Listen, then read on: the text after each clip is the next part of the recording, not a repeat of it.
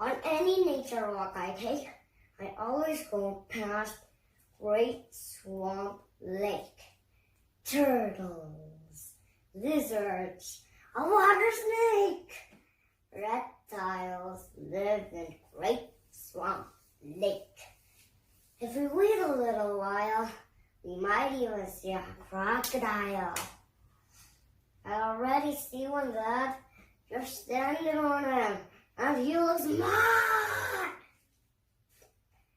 Reptiles, such as lizards, snakes, and crocodiles, have been on Earth a long while. Their cousin mighty dinosaur doesn't live here anymore. Extinct, the word for dinosaur. There's a story of a toad and a frog, two amphibians from Swampable Bog. One afternoon, a frog and a toad and a frog were napping together in Swampable Bog.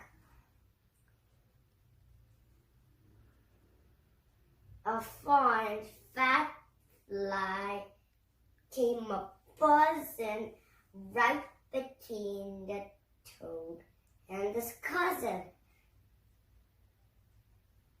The toad and the frog each opened an eye and thought to themselves,